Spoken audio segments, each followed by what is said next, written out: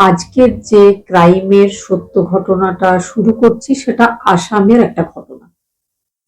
আসামের ধেমাজি টাউন নামের একটা এরিয়া, সেখানে ঘটেছিল এই ঘটনাটা 2021 সালের 21শে অগস্ট। ঘটনাটা কি ছিল? ধেমাজি টাউনে একটা ফ্যামিলি থাকতো। ফ্যামিলিটা ছিল নবীন সাইকিয়া নামের এক ভদ্রলোকের ফ্যামিলি। বাজারে তার একটা দোকান ছিল। তার ছেলে দীপঙ্কর সাইকিয়া, সেও পড়াশোনা শেষ করার পর বাবার সাহায্য করত, বাবার দোকানে সেও বসতো। বাড়িতে তার স্ত্রী জোনালি সাইকিয়া আর তার 20 বছর বয়সী মেয়ে, যাকে নিয়ে আজকের এই ঘটনা। 20 বছরের মেয়ে, সে বিএ ফাইনাল ইয়ারের একজন ছাত্রী, নাম হচ্ছে নন্দিতা সাইকিয়া। ঘটনার দিন নন্দিতা নিজের এক বান্ধবী আর তার বাবার সাথে নিজের ফাইনাল ইয়ারের এক্সাম দিতে, শেষ পরীক্ষা ছিল সেদিন, পরীক্ষা দিতে গেছিল। নন্দিতার বান্ধবীর নাম কাসমিনা আর তার বাবার নাম দেবদত্ত। দেবদত্ত আর নন্দিতার বাবা নবীন দুজনে খুব বন্ধু। পরীক্ষা দেওয়া বা কলেজ যাওয়ার জন্য বেশিরভাগ সময় নন্দিতার বাবা মেয়েদেরকে নিয়ে যায় পরীক্ষা দিতে বা কলেজে ছাড়তে। ঘটনার দিন তাদের শেষ পরীক্ষা, সেদিন কসমিনার বাবা দেবদত্ত সে যাবে দুজনের মেয়েকে একসঙ্গে কলেজে ছাড়তে। 12:30 থেকে 3:30 পর্যন্ত তাদের পরীক্ষা ছিল, কিন্তু সকালবেলায় 9টার সময় নন্দিতা নিজের বাবাকে বলেছিল যে সে লাস্ট যে পড়াশোনা বা রিভিশন এটা করার জন্য বন্ধু কাসমিনার বাড়িতে যাবে।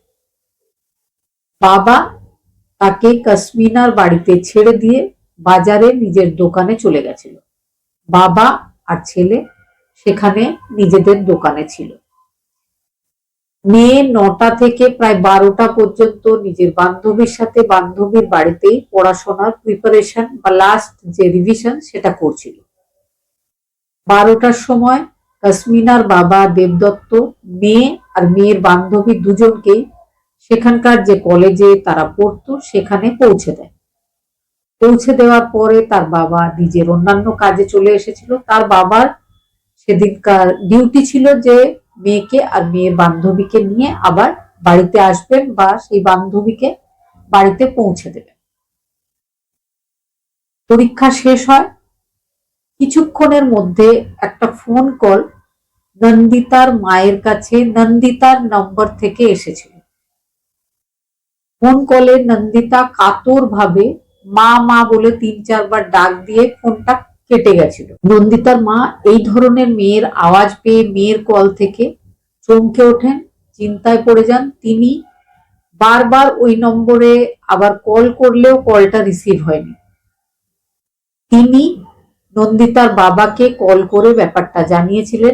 নন্দিতার বাবা এই কথাটা শোনা মাত্র নিজের বন্ধু দেবদত্ত বা মেয়ের বান্ধবীর বাবা দেবদত্তকে বার কয়েক ফোন করেছিলেন, ফোনটা রিসিভ হয়নি। তিনি নিজের ছেলেকে কল করে ব্যাপারটা জানিয়েছিলেন।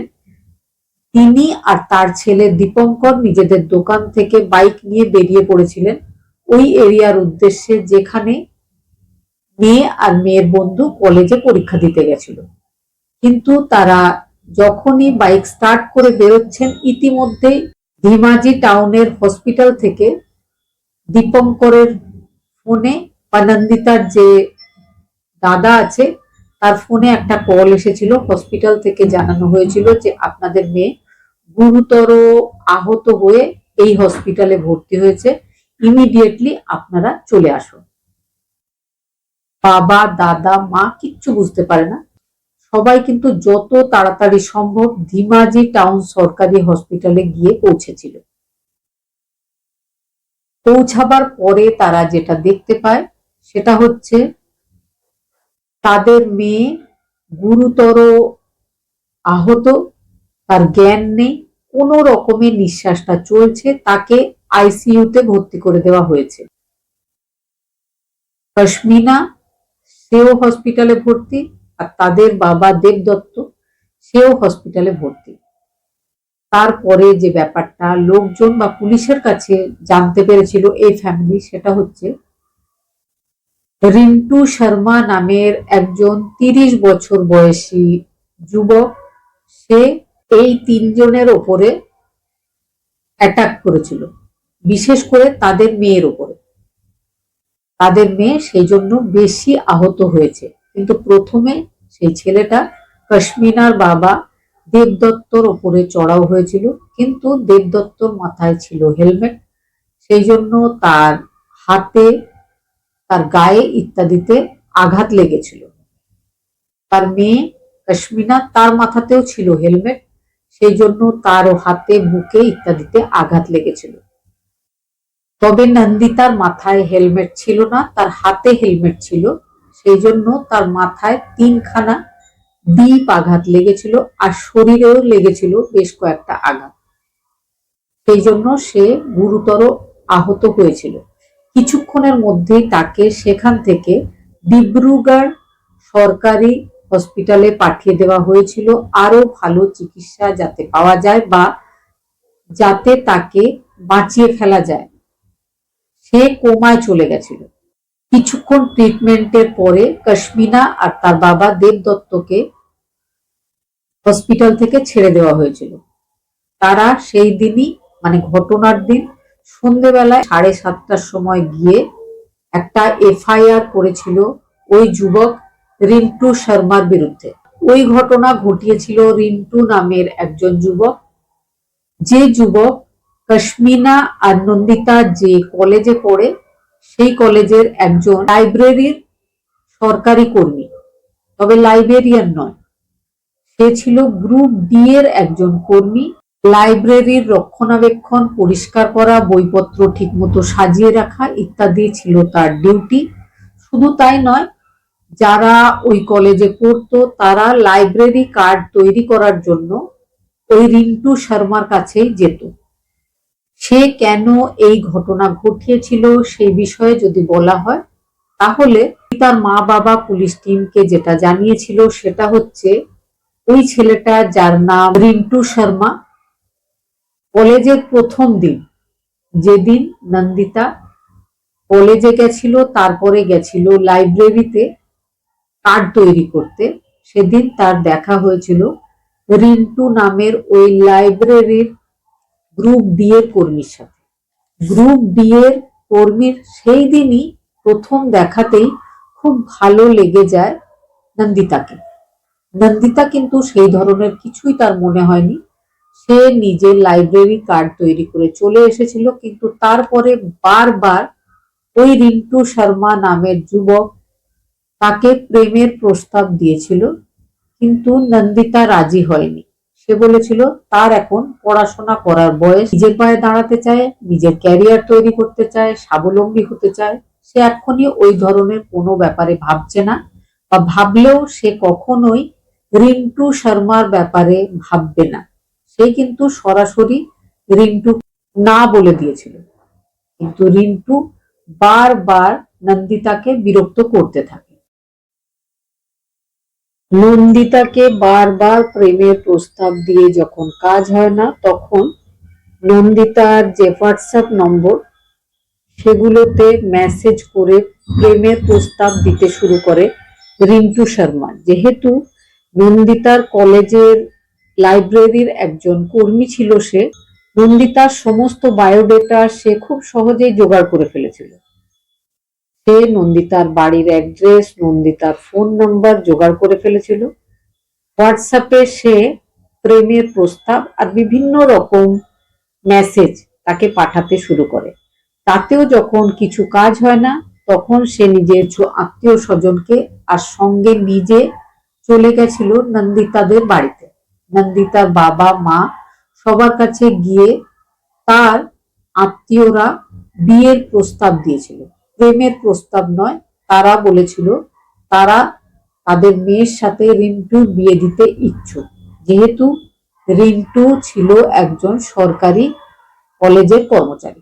নন্দিতার মা জোনালি সাইকিয়া, বাবা নবীন সাইকিয়া দুজনে হাত জোড় করে রিন্টু শর্মার বিভিন্ন আত্মীয় স্বজনের কাছে ক্ষমা চেয়ে নিয়েছিল, বলেছিল আমাদের মেয়ে অনেক ছোট, আমাদের মেয়ে এখন মাত্র 19 বছর বয়স, আপনাদের ছেলের বয়স 30+। তাছাড়াও এখন আমাদের মেয়ের ক্যারিয়ার তৈরির সময়, অনেক অনেক পড়াশোনা বাকি, আমরা বিয়ে দিতে ইচ্ছুক নয়। তারপরে আমাদের মেয়ের সাথে আপনাদের ছেলের বয়সের ব্যবধান অনেকটাই, কিছু মনে করবেন না, আমরা ক্ষমা প্রার্থী, আমরা এই বিয়েতে রাজি নয়। এই কথা শোনার পরেই রিন্টু এতটাই রেগে গেছিল, সে মনে মনে প্ল্যান করে নিয়েছিল যে কোনোভাবেই নন্দিতাকে বেঁচে থাকতে দেওয়া যাবে না। কারণ নন্দিতা তার প্রেমের প্রস্তাব স্বীকার করেনি, তার জীবন নষ্ট করেছে, তার আত্মীয় স্বজনের সামনে নন্দিতার ফ্যামিলি তার সম্মান নষ্ট করেছে। সে যেহেতু একজন সরকারি কর্মচারী, তো নন্দিতার বাবা মায়ের খুশি হয়ে নন্দিতার বিয়ে তার সাথে দিয়ে দেওয়া উচিত ছিল। যেহেতু তারা এটা করেনি, তার মানে নন্দিতাকে শাস্তি পেতেই হবে। আর শাস্তি দেওয়ার জন্য সে ঘটনার দিন প্ল্যানিং করে ওই দিনটাকে বেছে নিয়েছিল।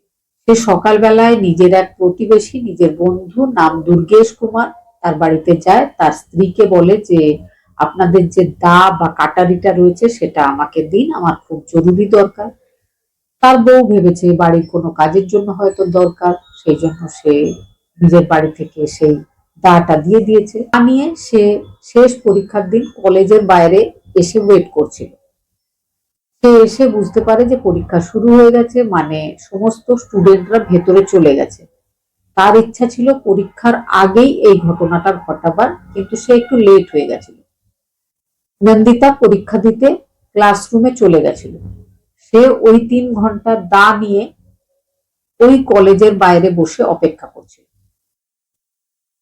নন্দিতার পরীক্ষা শেষ হয়ে যায়, নন্দিতা আর নন্দিতার বান্ধবী বেরিয়ে আসে 3:30-র সময়।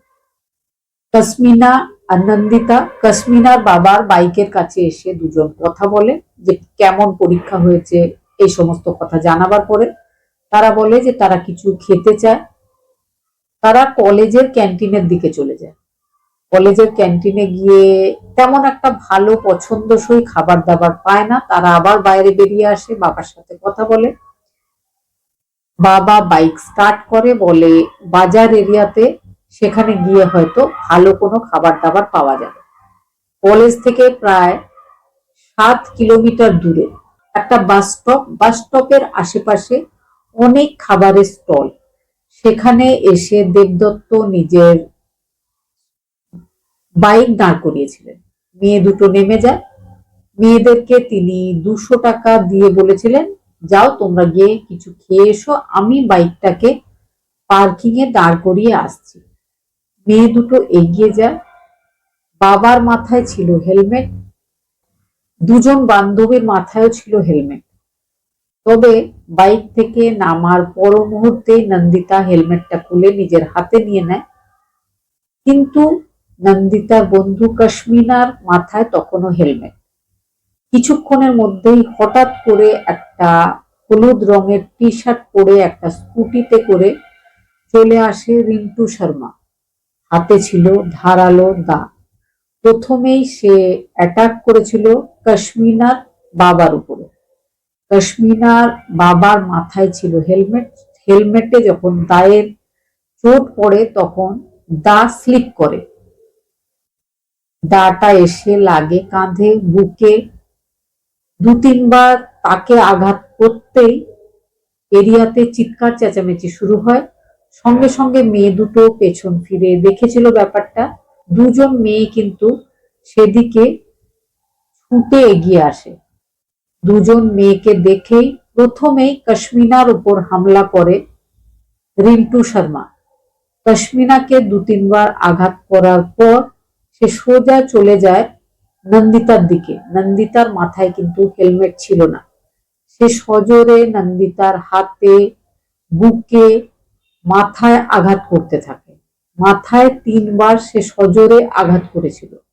নন্দিতা মাটিতে পড়ে যায়, রিকোয়েস্ট করতে থাকে হাত জোর করে যে ছেড়ে দাও। ইতিমধ্যেই আশেপাশে অনেক লোকজন জমা হয়েছে, কিন্তু রিন্টু শর্মা পাগলের মতো চিৎকার করতে থাকে যে কেউ যদি এগিয়ে আসো তাহলে কিন্তু তোমাদেরকেও আমি সেম একই রকম ভাবে মেরে ফেলবো।